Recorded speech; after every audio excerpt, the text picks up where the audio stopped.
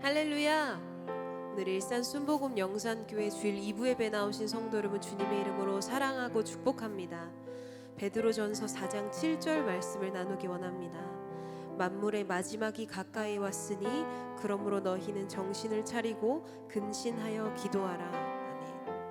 하나님께서 우리에게 주시는 그 말씀과 훈계들을 우리가 끊임없이 깨어 지키며 하나님 앞에 기도하며 나아가는 예배자들이 되기를 소망합니다. 우리가 기도할 수 있기에, 하나님을 예배할 수 있기에 행복한 사람들이라고 고백하면서 주님 앞에 찬양하고 또 전심으로 예배하는 시간 되기를 소망합니다.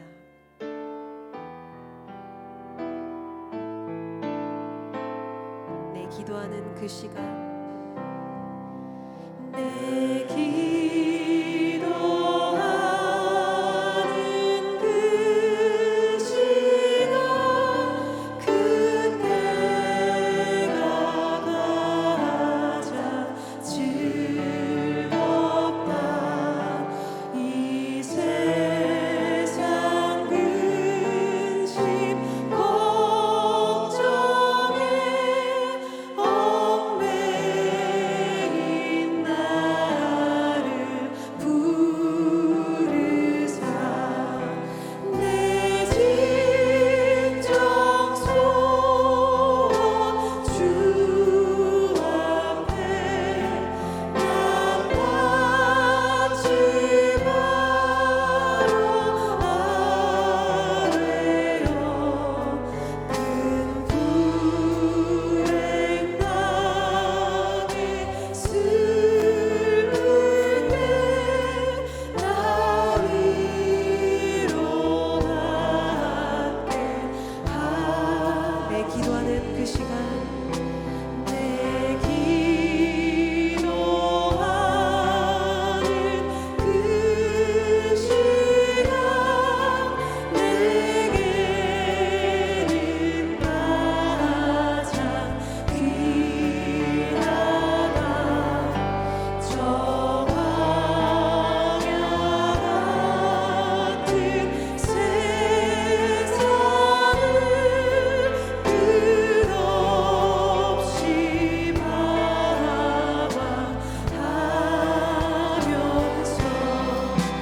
위대한 일로 나아갈 때 주께서 나를 이끌어 그 보좌 앞에 나아가 그 은혜 받게 내 기도하는 그 시간, 내 기도하는 그 시간, 그때가 가장 즐겁다. 이때 거치는 큰 죄로 내 마음 심히 참마음으로 뉘우쳐 참마음으로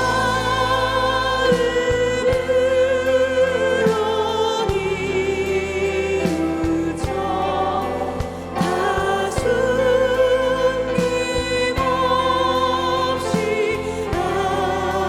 아뢰며 주 나를 위해 복 주사 새 은혜 부어주시네. 기도한 힘을 허락하시는 주님 앞에 감사의 박수 올려드리며 주님만 찬양합니다. 아멘.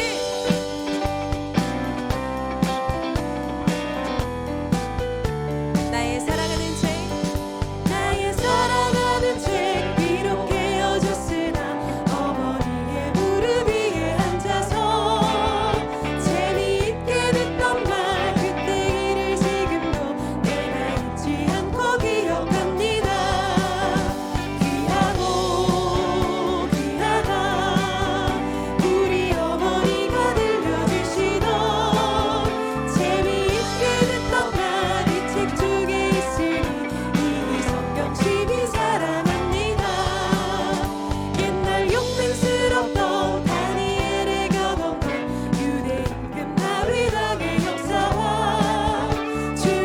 어찌 엘리야 바람 타고 하늘에 올라가던 이를 기억합니다. 귀하고 귀하다 우리 어머니가 들려주시던 재미있게 듣던 만인책 중에 있으니 이 성경 12사랑 예수 세상 계실 때 많은 고난 당하고 십자가에 달려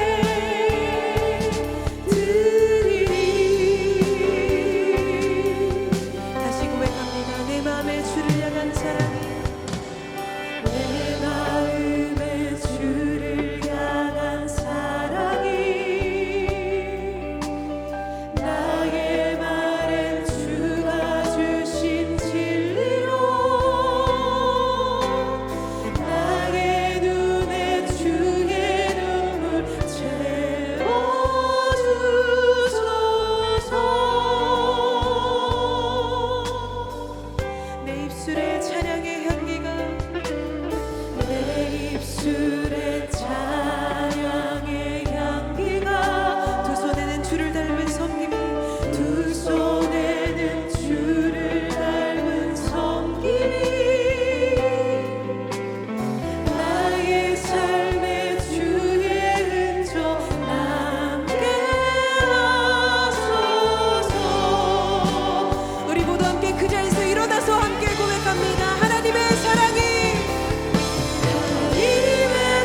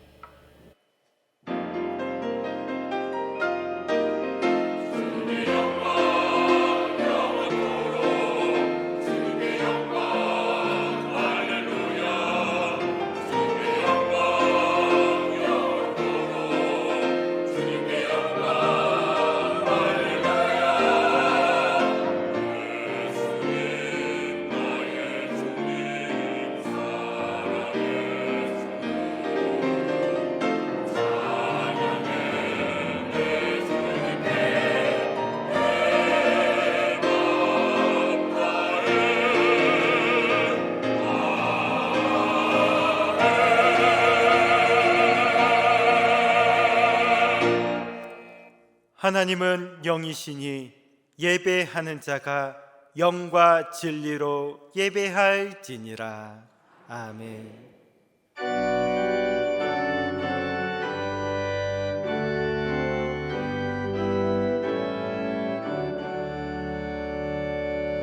거룩 거룩 거룩 전능하신 주여 천지 만물 모두 주를 찬송합니다. 거룩 거룩 거룩 전능하신 주여 성삼일체 우리 주로다.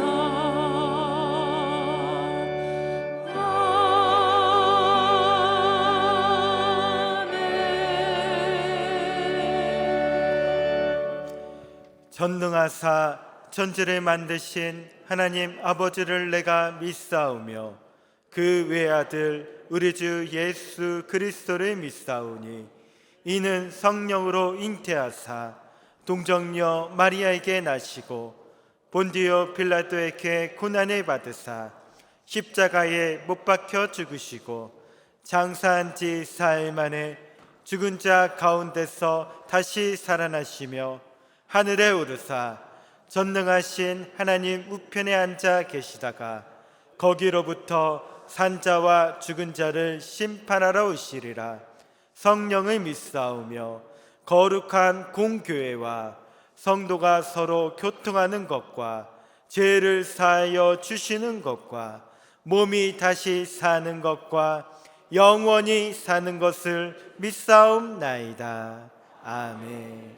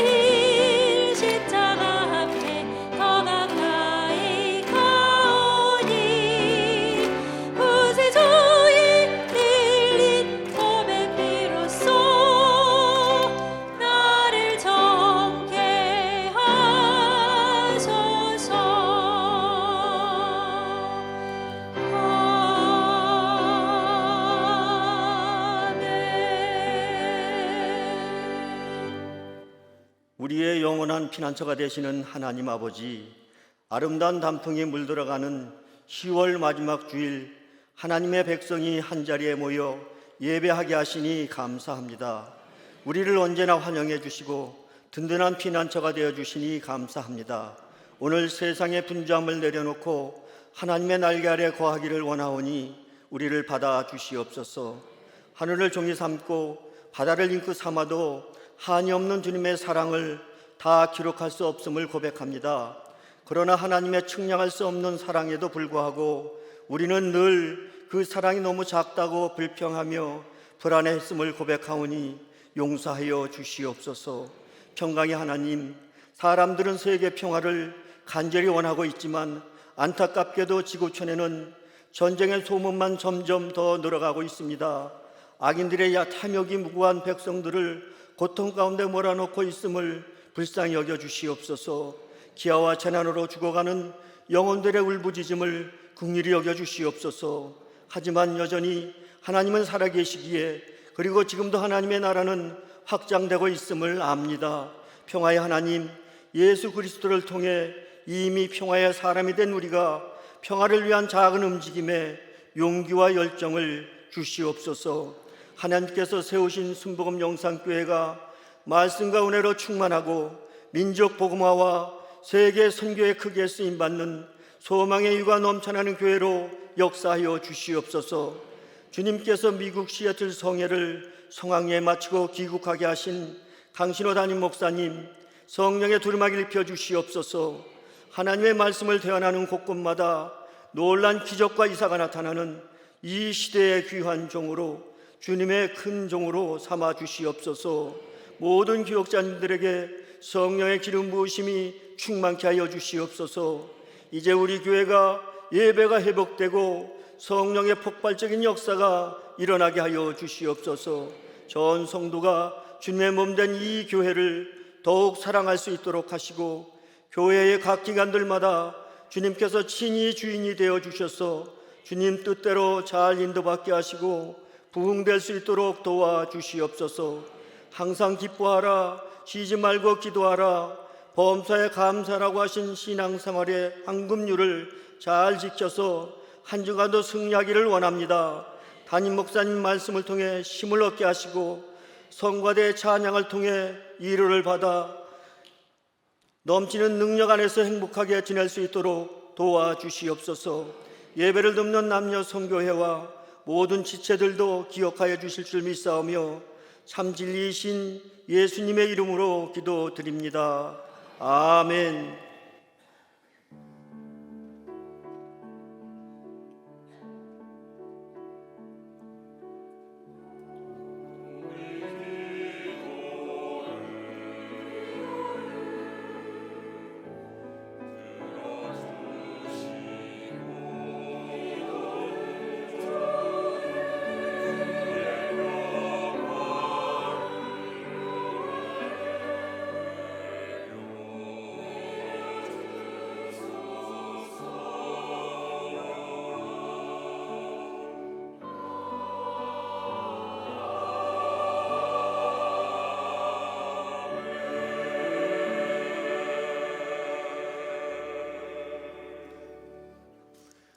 오늘 은혜 받으신 하나님의 말씀은 누가복음 7장 31절에서 35절 말씀입니다. 누가복음 7장 31절에서 35절 말씀을 다 같이 봉독하시겠습니다. 또 이르시되 이 세대의 사람을 무엇으로 비유할까? 무엇과 같은가? 비유하건대 아이들이 장터에 앉아 서로 불러 이르되 우리가 너희를 향하여 피리를 불어도 너희가 춤추지 않고 우리가 곡하여도 너희가 울지 아니하였다 함과 같도다. 침례 요한이 와서 떡도 먹지 아니하며 포도주도 마시지 아니하며 너희 말이 귀신이 들렸다 하더니 인자는 와서 먹고 마시매 너희 말이 보라 먹기를 탐하고 포도주를 즐기는 사람이요 세리와 죄인의 친구로다 하니 지혜는 자기의 모든 자녀로 인하여 옳다함을 얻느니라. 아멘.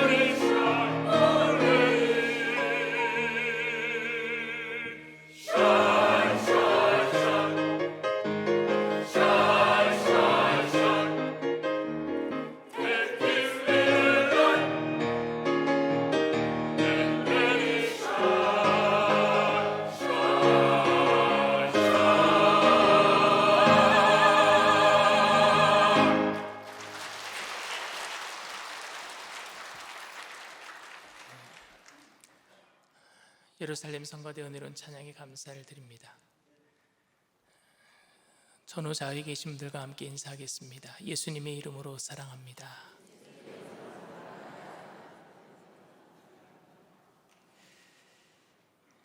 말씀의 제목을 다 함께 따라해 주시길 바랍니다. 결혼놀이와 장례놀이. 결혼놀이와 장례놀이. 옛날 여러분들 학창 시절에 학급에 들어가면은 칠판 위에 늘 보였던 게 태극기가 중앙에 있고, 오른쪽에는 급훈, 왼쪽 편에, 우리가 바라볼 때 왼쪽 편에는 교훈, 학교에 그 교훈이 달려 있었습니다. 저는 학교 교훈은 기억나는데 급훈은, 반에 이제 정해 놓은 그 급훈은 기억나는 게 별로 없어요. 그래서 이제 인터넷으로 급훈이 뭐가 있었나, 학교들마다 급훈이, 어떤 유명한 급훈이 뭐가 있었나 이렇게 검색하다 보니까 재미있는 급훈이 몇 개 있더라고요. 한우갈비라는 급훈이 있어요.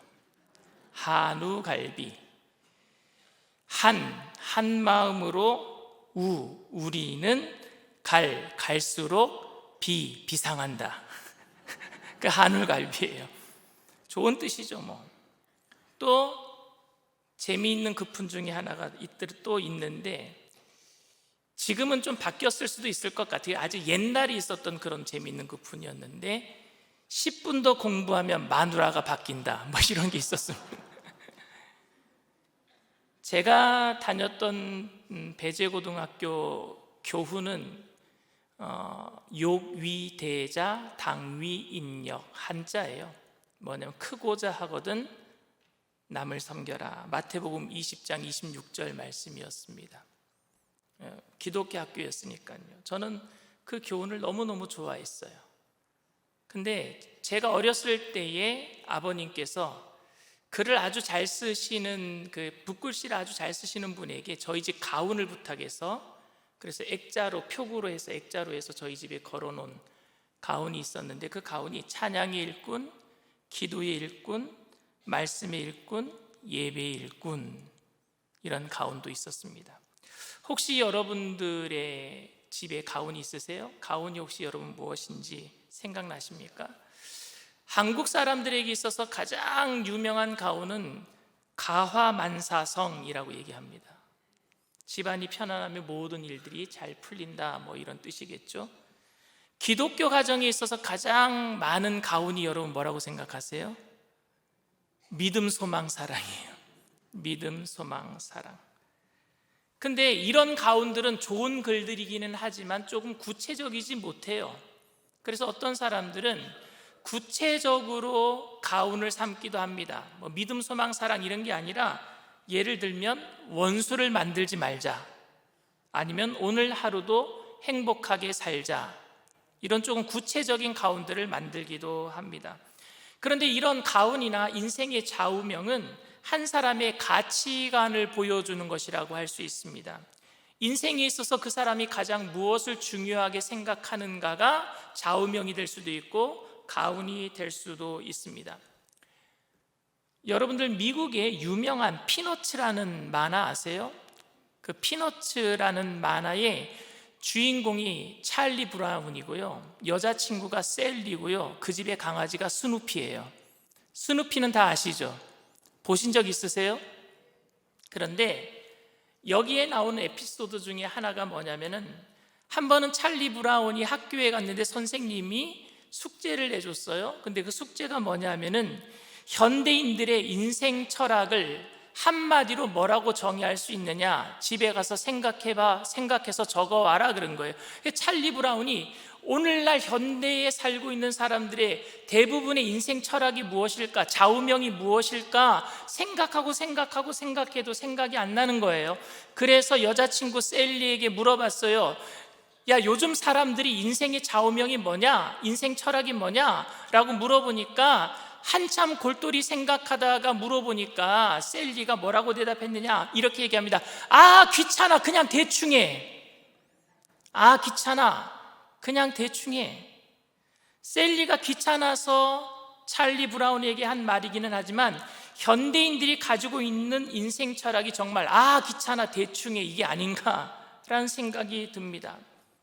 저는 설교를 준비하면서 열심히 설교를 꼼꼼하게 또 곰곰이 생각해보고 준비하면서 결론이 나지 않을 때가 많아요. 결론이 나지 않을 때가. 그때 드는 생각이 뭔지 아십니까? 귀찮아 대충 할까? 이 생각이 들어요. 근데 이런 생각이 들게끔 만드는 딱 알맞은 성경 구절이 있습니다. 전도서 12장 12절 말씀입니다. 내 아들아, 또 이것들로부터 경계를 받으라. 많은 책들을 짓는 것은 끝이 없고 많이 공부하는 것은 몸을 피곤하게 하느니라. 아멘.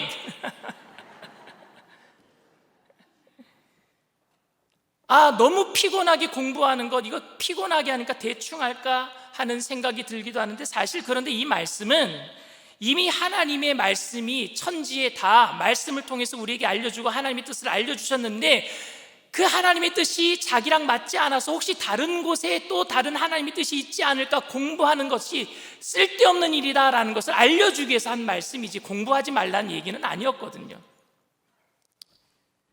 어쨌든 무엇인가 우리는 하나님의 뜻 말고 다른 것이 더 있을 것이라고 열심을 내다가 다른 것에 뭔가 더 투자를 하고 더 다른 것을 찾아보다가 피곤해지는 삶을 살아가기도 합니다. 피곤에 지쳐 허무함과 허전함 때문에 현대인들은요, 특별히 하고 싶은 일도 없고 특별히 먹고 싶은 것도 없고, 제가 물어봐요. 뭐 먹고 싶은 거 있느냐고 교육자들에게. 그럼 우리 교육자들이 제일 많이 하는 답이 뭐냐? 아무거나래요. 아무거나. 특별히 먹고 싶은 것도 없고 딱히 가고 싶은 것도 없는 것 같습니다. 그냥 다 귀찮아요. 쉬는 날에는요, 딱 소파에 붙어 있으면 좋겠어요.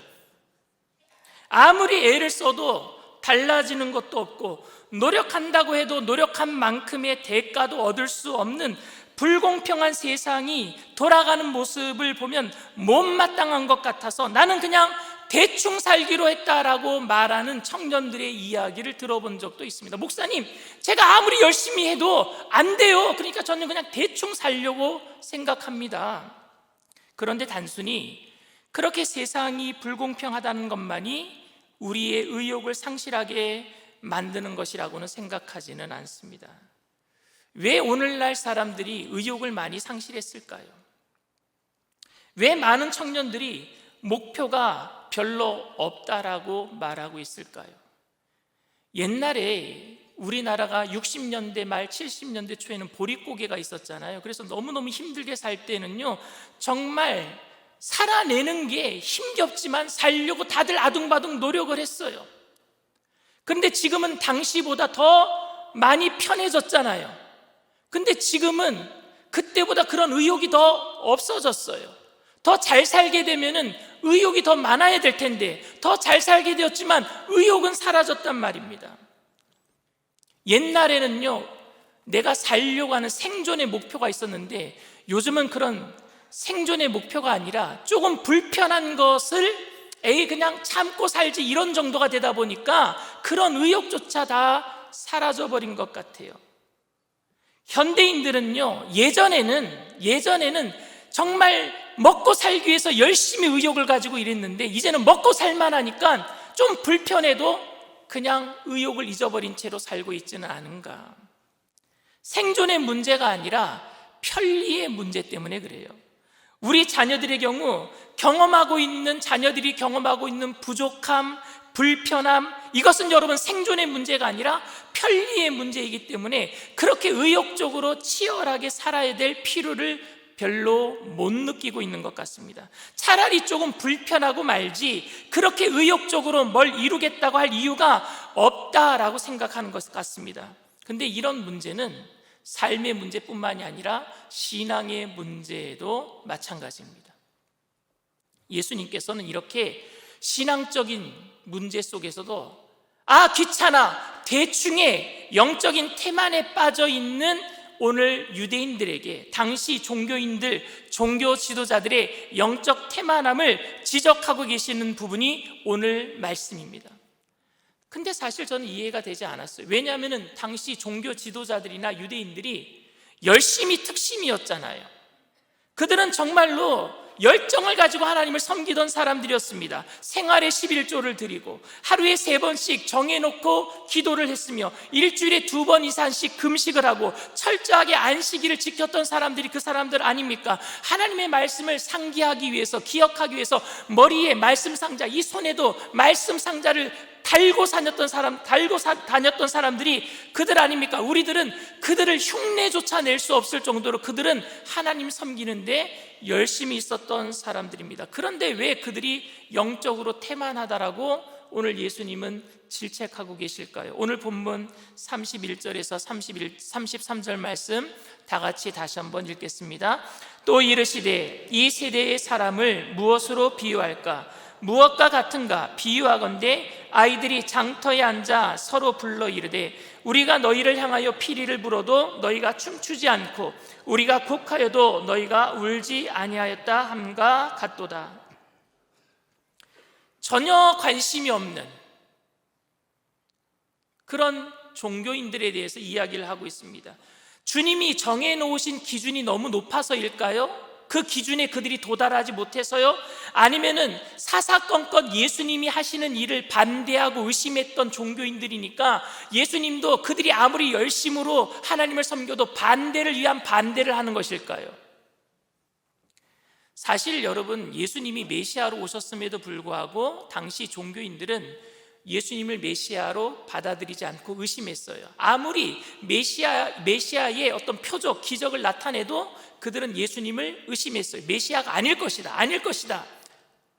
그렇기 때문에 예수님이 그 종교인들에 향해서 너희들 영적으로 태만하다라고 말씀했겠습니까? 그렇다면은 그 종교인들, 바리새인들 뿐만이 아니라 그 질책을 피해갈 수 없는 사람 한 사람이 있습니다. 그 사람이 누구냐? 침례 요한이에요. 침례 요한도 마찬가지로 예수님이 메시아 되심을 의심했단 말입니다. 사실 침례 요한은 모든 사람에게 인기가 있었고 주목받는 사람이었습니다. 정말 대단한 사람이었습니다. 수천 명의 사람들이 요단강가에 나와서 그가 독설과 같은 설교를 했거든요. 독사의 자식들아 그러면서 회개하라, 천국이 가까웠다, 막 돌직구를 던졌어요. 그럼에도 불구하고 많은 사람들이 나와서 침례를 받았어요. 회개의 침례를 받았습니다. 그의 거침없는 설교는 400년 동안 선지자가 나타나지 않았던 이스라엘의 단비와도 같았어요. 그래서 많은 사람들이 진짜 메시아가 아닌가, 선지자가 아닌가, 그 사람을 주목하고 따르기 시작했습니다. 그래서 근데 그는 아예 그런 명예에는 관심도 없었고 권력이나 돈에도 관심이 없었습니다.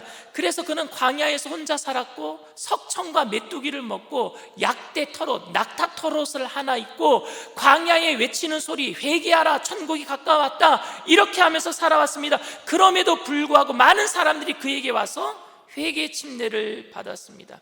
그때 종교 지도자들은요 두려워했습니다. 왜 두려워했느냐? 자기들의 종교가 무너질까 봐요. 침례 요한에게 많은 사람들이 가서 회개하니까 종교의 기반이 뭡니까? 사람들 아닙니까? 사람들이 하나님을 섬기는 유대 종교를 섬겨야 되는데 침례 요한을 따라가니까 안전지대가 무너지는 거예요. 그것 때문에 두려워했던 거예요. 근데 갑자기 그 침례 요한 앞에 누가 나타나셨어요? 예수님이 나타나셨어요. 침례 요한에게 예수님이 나오는 모습을 보고 침례 요한이 대번에 예수님이 메시아, 하나님의 아들인 것을 알게 돼요. 그러면서 이렇게 선언합니다. 요한복음 1장 29절에서 30절 말씀입니다. 이튿날 요한이 예수께서 자기에게 나오심을 보고 이르되 보라, 세상 죄를 지고 가는 하나님의 어린 양이로다. 내가 전에 말하기를 내 뒤에 오는 사람이 있는데 나보다 앞선 것은 그가 나보다 먼저 계심이라 한 것이 이 사람을 가리킴이라. 모든 사람 앞에서 이분이 메시아다, 나는 그의 신발끈도 풀는 것을 감당하지 못하겠노라 라고 얘기하면서 예수님에게 침례를 주고 침례 요한을 따르던 제자들을 다 누구에게 붙여줬어요? 예수님에게 다 붙여줬어요.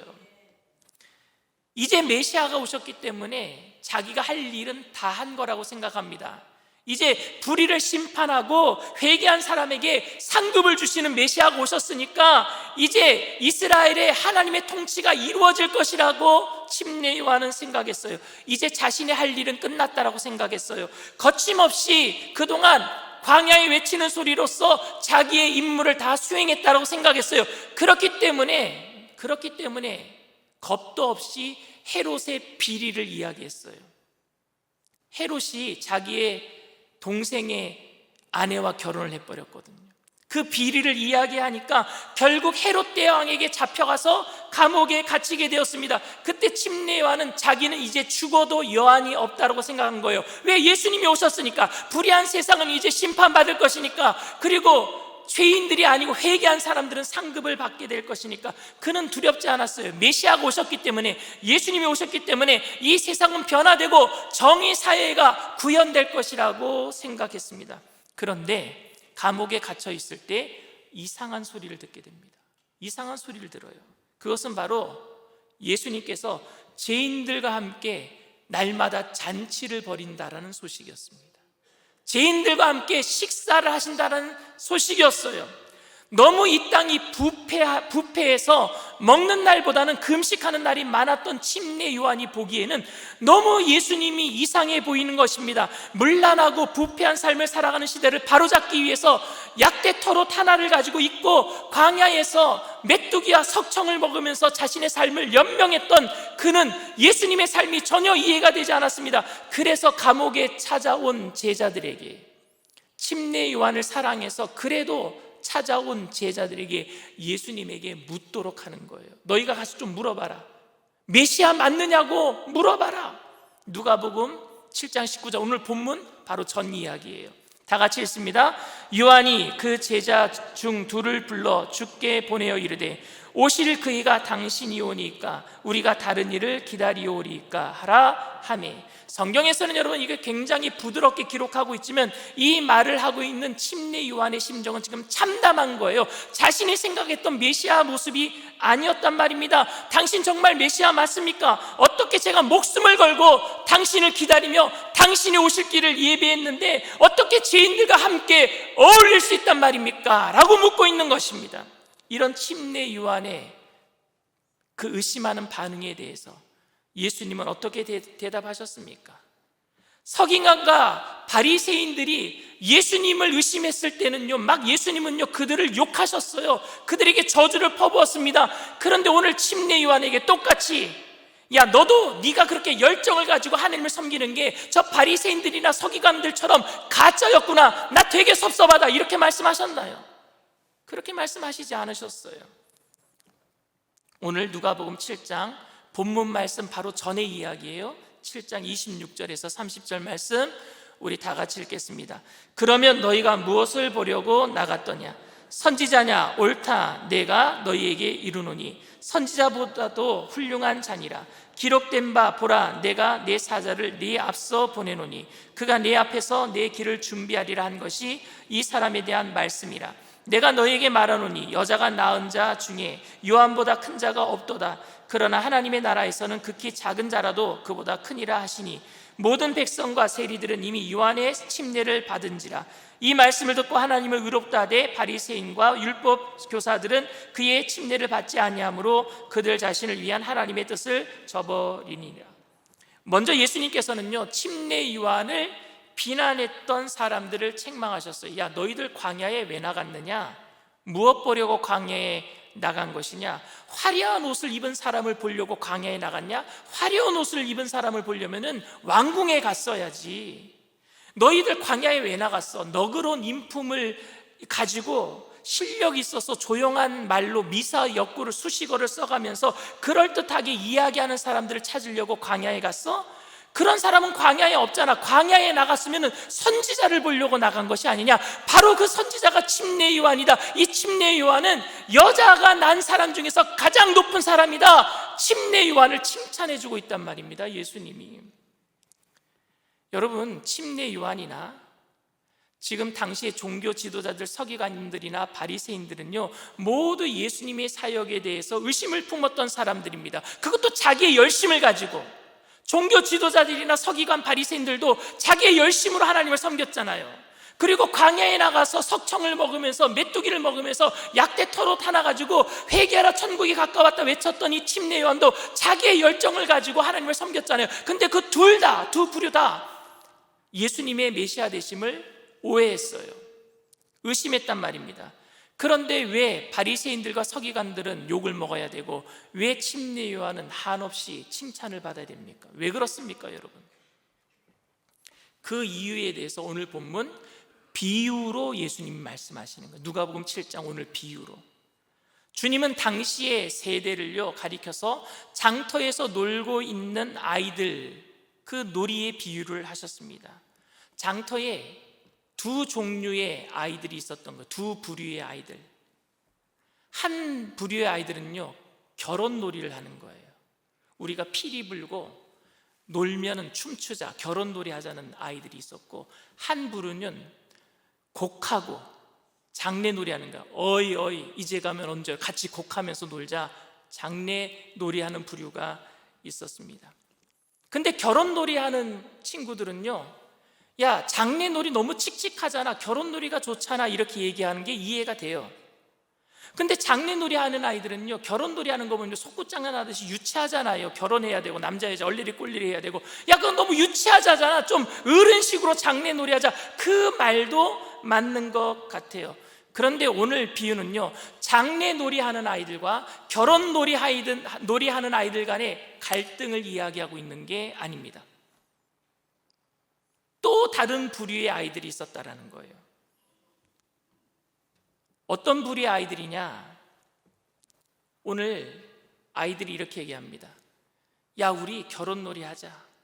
노래하고 피리 불면은, 신랑 신부가 입장하면은 우리가 피리 불게. 그럼 우리 다 같이 박수치고 춤추자. 그러니까 어떤 한 부류 아이들이 시큰둥해요. 뭐 그런 놀이를 해. 시큰둥해요. 그러니까 이 결혼놀이 하자고 했던 아이들이, 그래 그 놀이 싫어? 그럼 우리 장례놀이 할래? 이게 유치해 보여? 그럼 장례놀이 하자. 우리가 곡을 할 테니까 너희들 함께 곡을 하면서 따라와봐. 그러니까 이 아이들이 또 시큰둥하는 거예요. 두 놀이가 다 싫대요. 이 아이들은 참 괜찮은 아이들이에요. 많이 배운 아이들이에요. 어떤 집안에, 그냥 높은 집안의 아이들이에요. 그런데 다 싫다라고 얘기하는 겁니다. 이 아이들이 누구겠어요? 바리새인들이에요. 서기관들이에요. 여러분, 장례놀이를 했던 사람이 누군지 아십니까? 침례 요한이에요. 너무 엄숙하잖아요. 회개하라, 천국이 가까웠다. 광야에서 정말로 아무것도 없는 곳에서 즐거움 없이 열정을 가지고 하나님 나라를 전하는 것, 그걸 예수님은 장례놀이에 비유했어요. 그런데 거기에도 시큰둥했던 사람이 누구예요? 바리새인들이에요. 서기관들이에요. 그래? 너희들이 침례 요한이 하는 그런 놀이를 싫어해? 그러면 이 놀이는 어때? 예수님이 잔치를 벌였어요. 결혼놀이를 벌였어요. 모든 세리들을 불러다 놓고 날마다 잔치를 벌입니다. 이제 한번 놀아보자, 노래해보자. 그럼 너희들 놀 줄 알고. 그런데 그 놀이도 싫대요. 누가요? 바리새인들이요. 그 일에 대해서 예수님이 말씀하시는 거예요. 오늘 누가복음 7장 33절에서 34절 말씀 우리 다 같이 읽겠습니다. 침례 요한이 와서 떡도 먹지 아니하며 포도주도 마시지 아니하며 너희 말이 귀신이 들렸다 하더니, 인자는 와서 먹고 마시매 너희 말이 보라 먹기를 탐하고 포도주를 즐기는 사람이요 세리와 죄인의 친구로다 하니. 야, 안 먹고 장례놀이 하니까 귀신 들렸다 그러고, 그래서 좀 먹었더니 이제는 세리와 죄인들의 친구라고 하니 어디 장단에다 너희들 맞춰줘야 되느냐. 다 싫대요. 누가요? 바리새인들과 서기관들이. 도대체 바리새인들은 무엇을 원하는 것이겠습니까? 주님께서는 그들의 문제를 지적하면서 영적으로 무관심한 사람들이라고 지적하고 계시는 겁니다. 바꿔 말하면 하나님 나라에 아무런 관심이 없대요. 하나님 나라에 아무런 관심이 없다라는 거예요. 종교적으로 열심히 회당에 나가고 열심히 그들은 율법을 지켰지만 하나님 나라에 관심 없이 자신들의 종교만 유지할 뿐이었습니다. 그런데 누군가가 자신들의 안전지대를 허물려고 한다면요, 그것에 대해서는 가만히 있지 못하고 격분했던 사람들이 누구냐? 바로 이 종교인들이었습니다. 종교인들은, 이 바리새인들은, 서기관들은요, 침례 요한이 금식한 것을 두려워한 것이 아닙니다. 예수님께서 죄인들의 친구가 되셨다라는 것을 두려워한 것이 아닙니다. 그들이 두려워했던 것은요, 침례 요한이 금식하고 회개를 선포할 때 자신들의 종교에 있던 사람들이 빠져나가서 자신들의 종교의 기반이 흔들리는 것을 두려워했고, 예수님이 죄인들과 세리들과 잔치를 벌일 때 그곳에 가서 많은 사람들이 같이 동화될까 봐, 자신들의 종교의 기반이 흔들릴까 봐 두려워했던 거예요. 그것 때문에 이것도 안 된다, 저것도 안 된다 라고 말했던 거예요. 오늘 저는 이 예수님의 비유의 말씀이 저한테 하는 말씀으로 들립니다. 나는 과연 얼마나 하나님 나라와 복음에 대해서 관심을 가지고 있는가? 혹시 내 관심은 그냥 교회의 안정적 성장과 부흥에 있는 것만이 아닐까? 제가 더 한 사람이라도 교인들을 교회에 붙잡아 와서 교회가 성장하도록 하기 위한 것은 저의 안전지대를 만들고 더 튼튼하게 하기 위한 열심에 불과한 것은 아닌가? 성공한 목회자가 되어서 명예의 안전지대를 세우고 부의 안전지대를 세우는 것은 아닐까? 열심히 새벽에 출근해서 모든 예배 설교를 준비하고 빠지지 않고 준비하고 피곤하지만 성도님들과의 만남을 꺼리지 아니하고 누군가가 기도해달라고 하면 달려가서 안수 기도해주고 있지만 이 모든 것들이 주님 앞에서 게으름이 될 수 있단 말입니다. 그 영혼에 대한 관심이 없다면, 그냥 교회가 잘 돼서 내가 안정적인 삶을 살기 위한 수단이 되고 있다면 저는 종교적인 바리새인과 같은 사람이 되기 때문에 그렇습니다. 그런데 침례 요한에게는 하나님의 나라에 대한 열심이 있었습니다. 주님이 하시는 일이 이해가 되지 않아서 제자들을 시켜서 예수님에게 물었는데, 예수님, 제가 생각하기에는 장례놀이가 맞는데 왜 결혼놀이 하자라는 겁니까? 라고 묻는 거잖아요 지금. 그런데 예수님의 말씀을 듣고 보니까 결혼놀이를 통해서도 많은 사람들이 하나님 나라에 들어갈 수 있다라고 생각하니까 그것 또한 좋겠네요. 침례 요한은 감옥에서 그걸 받아들인 거예요. 주님이 메시아 맞군요. 나는 회개만 외쳤는데 주님은 죄인들을 용서하심으로 더 하나님의 나라를 세우겠다라고 하신 거니까 그것 또한 맞겠네요. 결혼놀이 또한 내가 참여할 수 있겠네요. 동의한 것 아닙니까? 주님께서는 이 말씀을 하신 이후에 오늘 본문 읽은 말씀의 마지막 결론, 조금 이해하고 난해스러운 부분을 이야기하십니다. 누가복음 7장 35절 말씀입니다. 지혜는 자기의 모든 자녀로 인하여 옳다함을 얻느니라. 지혜가 모든 자녀로 인하여 지혜의 자녀가 있대요. 이게 뭐냐? 지혜로 인해 생기는 열매라고 저는 생각합니다. 지혜가 뭐예요? 하나님의 말씀이 지혜잖아요. 근데 바리새인들도 지혜로운 말을 했어요. 메시아가 오셔서 이 땅을 구원하실 겁니다. 우리의 소망은 저 천국 하늘나라에 있습니다. 이건 지혜잖아요. 근데 그 지혜에 뭐가 없어요? 자녀가 없어요. 열매가 없어요. 왠 줄 아십니까?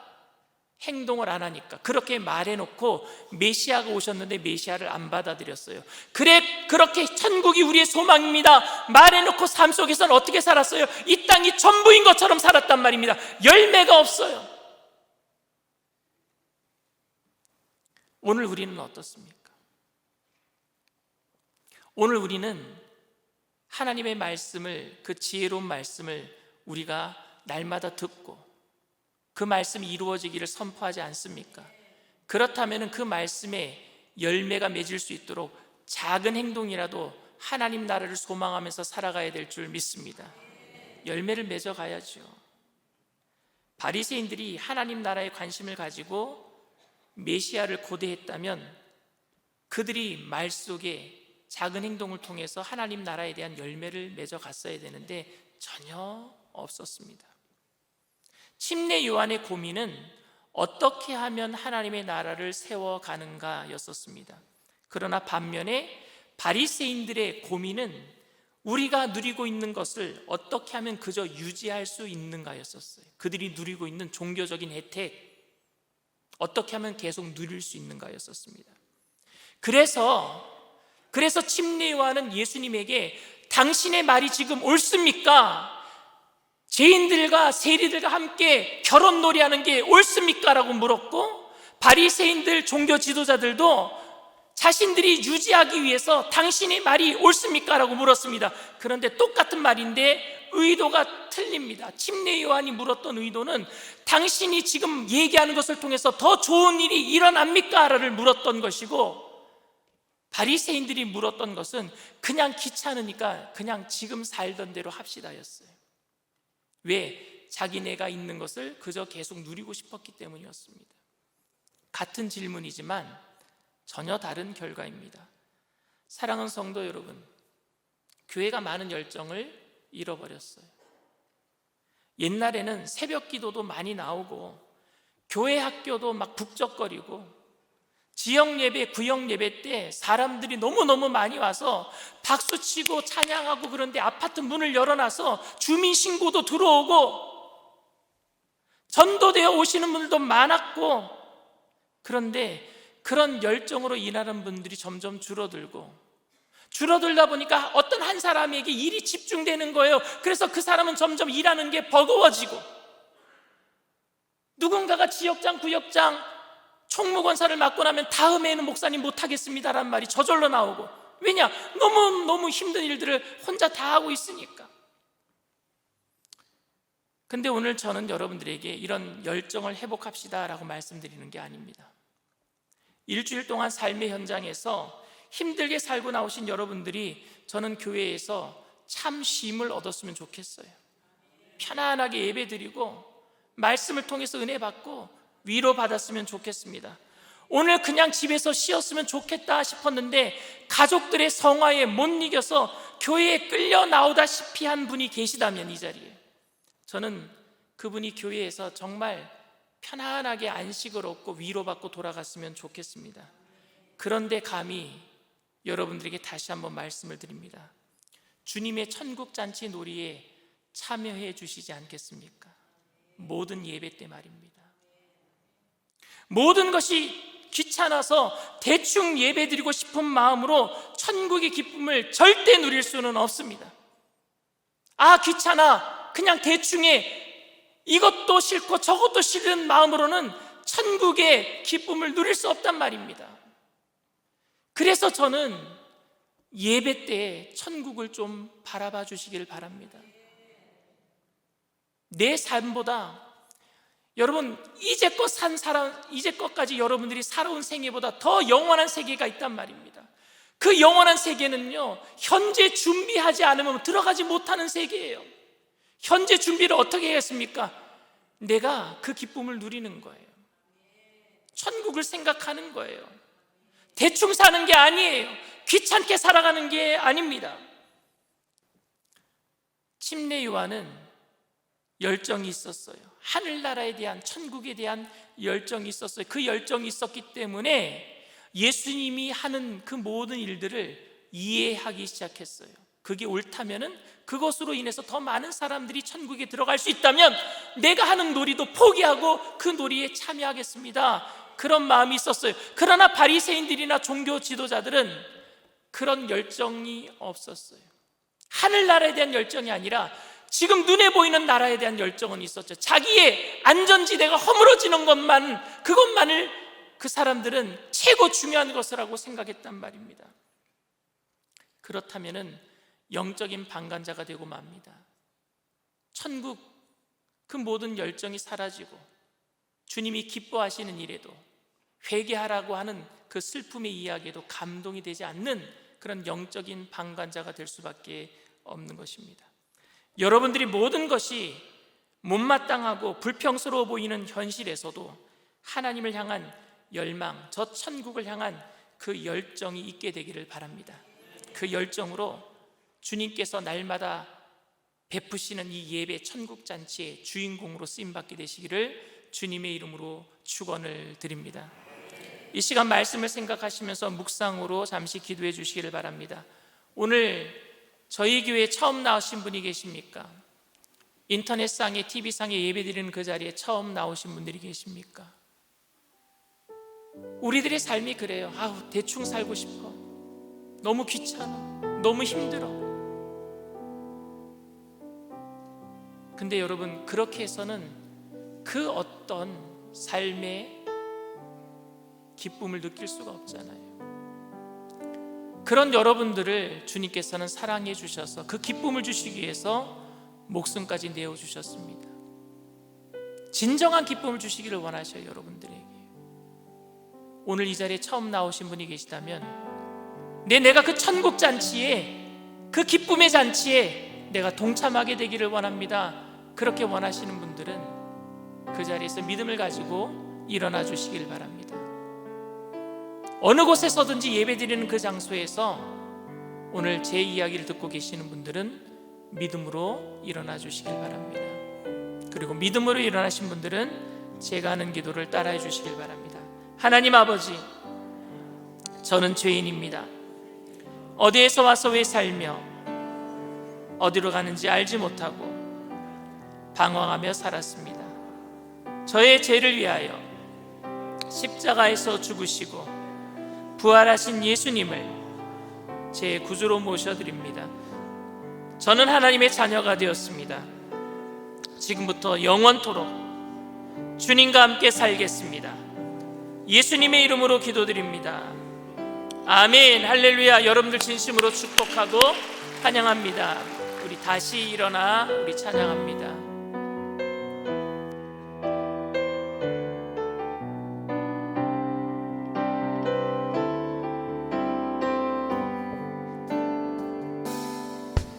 나는 내 마음의 복음이 흥했던 곳에서 다시 아버지를 만나고 주님 내 마음의 연약한 눈물의 끝에서 또 나를 반겨주시네.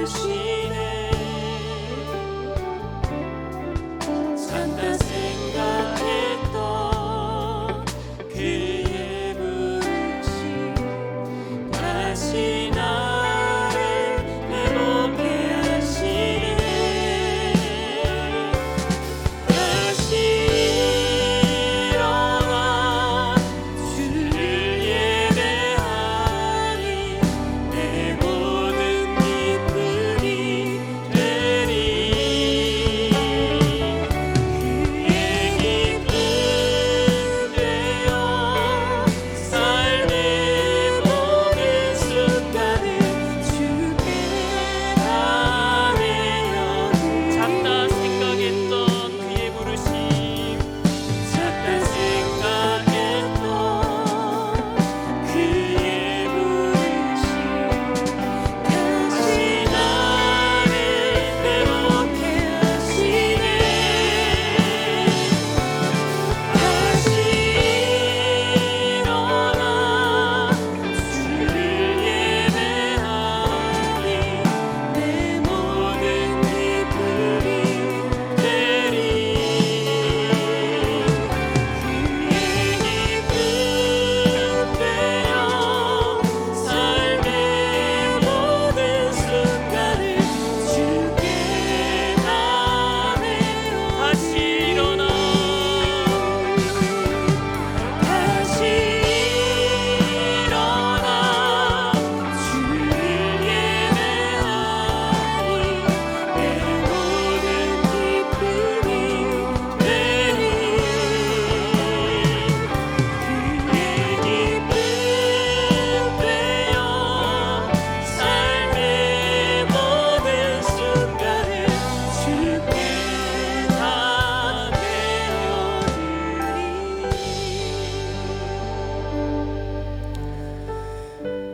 우리는 가끔 누군가가 막 은혜 받는 모습을 보면서 동조하지 못할 때가 있어요. 동감하지 못할 때가 있어요. 나도 옛날에 그랬어. 뭐 그렇게 호들갑이야. 막 성령 받는 모습 보면 같이 기뻐하고 같이 즐거워해 줘야 될 텐데 나도 옛날에 그랬어. 뭐 그렇게 호들갑이야. 누가 통회하고 자복하면은 누가 너무 아파하는 모습을 보면은 옛날에 나도 그랬는데 지나갈 거야. 뭐 좀 그것 갖고 뭐 그렇게 힘들게 그렇게 입술로 그렇게 얘기를 하고 그래.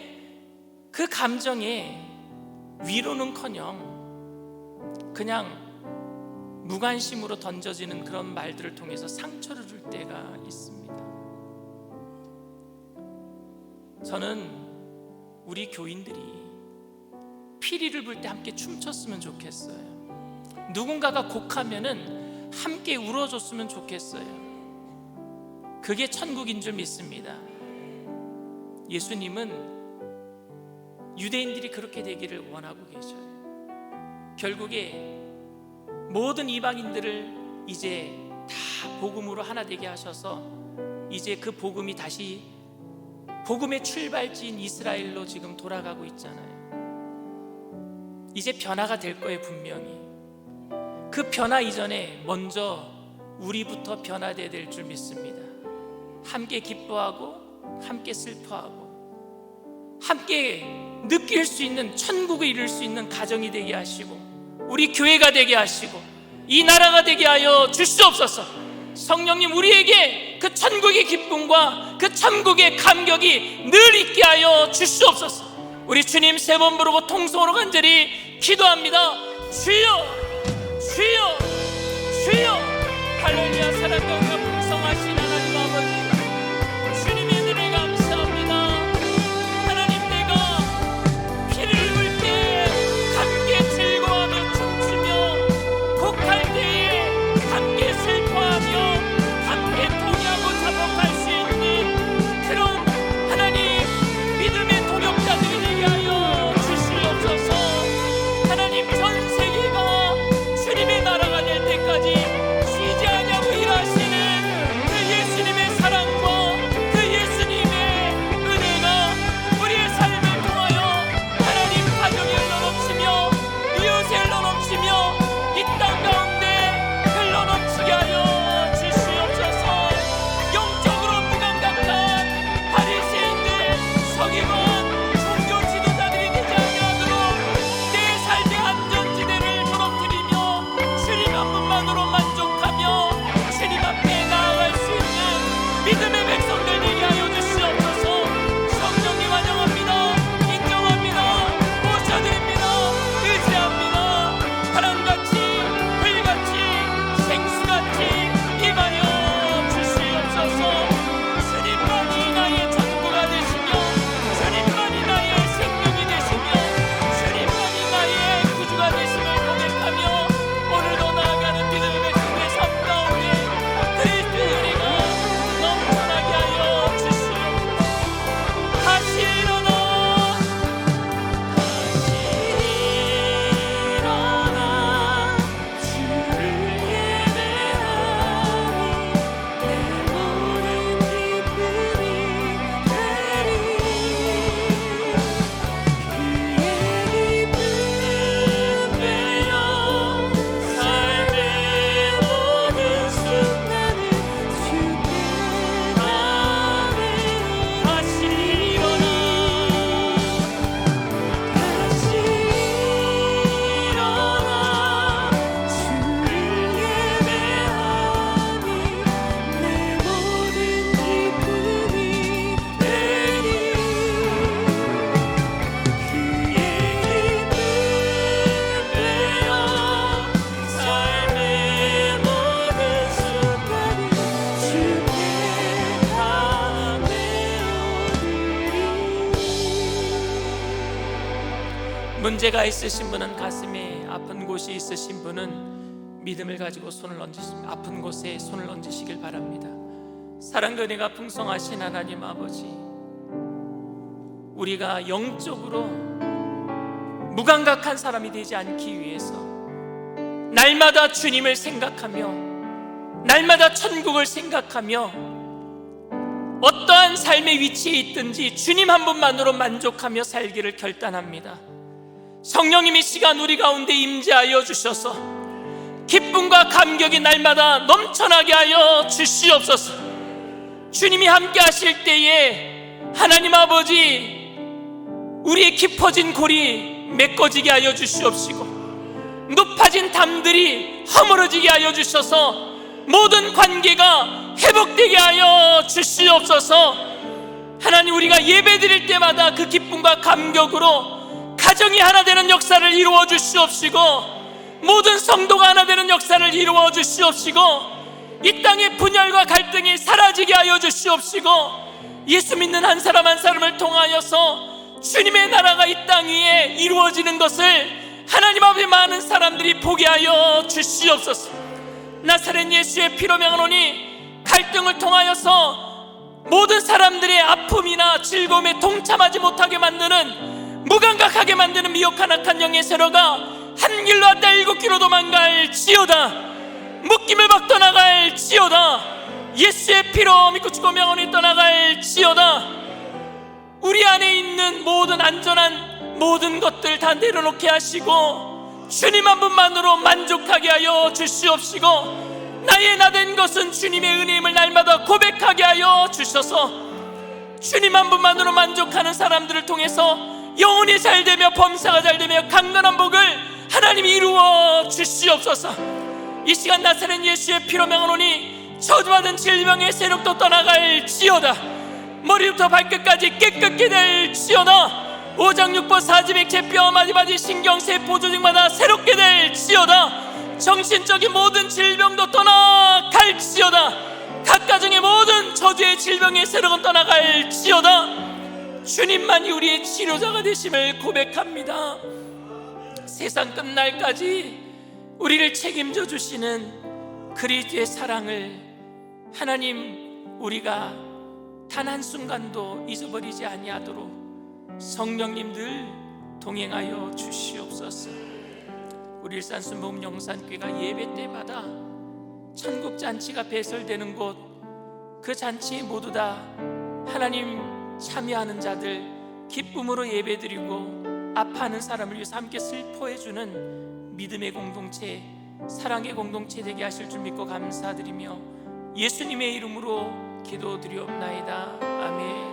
할렐루야. 우리 주님 앞에 영광의 박수 올려드립니다. 기쁘고 감사한 마음으로 주님 앞에 귀한 예물 드리겠습니다.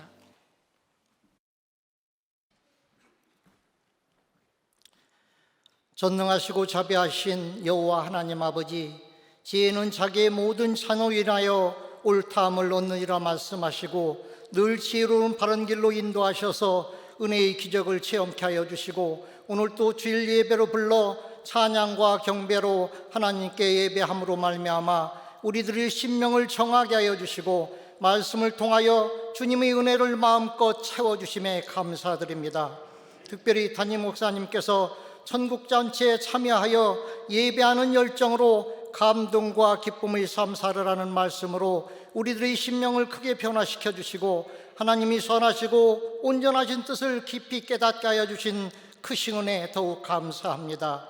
주신 은혜 감사하여 정성껏 예배를 드리고자 하오니 감사한 마음으로 정성을 다해 드릴 수 있도록 인도하여 주옵소서. 예수님 이름으로 간절히 기도드리옵나이다. 아멘.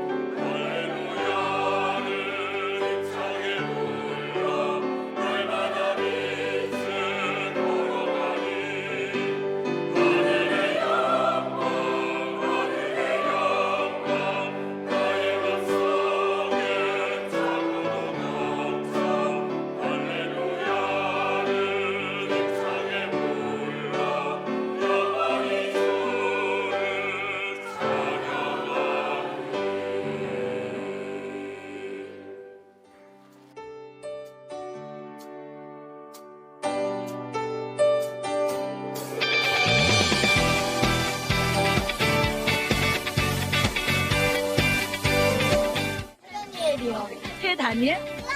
몰라요. 김수환입니다. 이름이 뭔지 알고 있어요? 뭐예요? 모르겠어요? 네.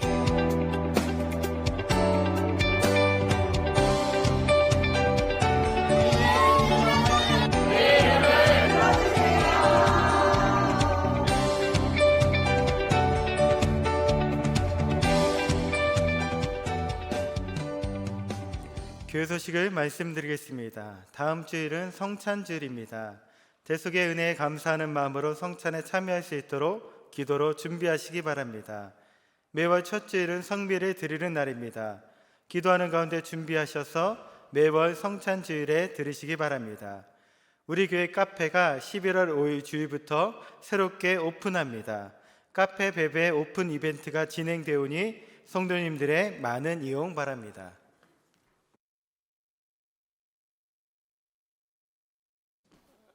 여러분, 베베라는 뜻이 뭔지 아세요? 베베는 초대교회 겐그리아 교회의 여자 집사님 이름이 베베예요. 사도 바울을 잘 섬겼던 헌신했던 집사님인데 베베의 뜻은 순결한이란 뜻을 갖고 있습니다. 그래서 저희 교회 카페를 베베라고 새로 짓고 매일마다 여는 카페로 만드는 거예요. 그래서 여러분들이 혹시 커피 드시러 차 타고 멀리 가실 필요 없이 앞으로는 매일마다 카페가 열리니까 교회에 오셔서 그래서 커피도 맛있게 드시고 혹시 저랑 상담하실 분 있으면 카페에서 전화 주시면 제가 내려가서 기도도 해드리고 하겠습니다. 어쨌든 많이 이용해 주시고 좋은 카페로서 소문날 수 있도록 또 좋은 이야기 많이 해주시길 부탁을 드립니다. 주님 앞에 귀한 예물 드립니다. 사랑과 은혜가 풍성하신 좋으신 하나님 아버지, 주님의 은혜를 감사합니다. 우리에게 늘 천국의 기쁨을 주시는 주님께 감사함으로 정성껏 귀한 예물 드리오니 하나님 기뻐 받아 주시옵시고, 귀한 예물 쓰여지는 곳에 그리스도의 향기 되게 하여 주시옵시고, 바치신 손길들마다 천배 만배로 되돌려 갚아 주실 때에 천국의 기쁨으로 또 나눠주고 꾸어주고 베풀며 살아가는 믿음의 거부들 다 되게 하여 주시옵소서. 감사드리며 예수님의 이름으로 기도드립니다. 아멘.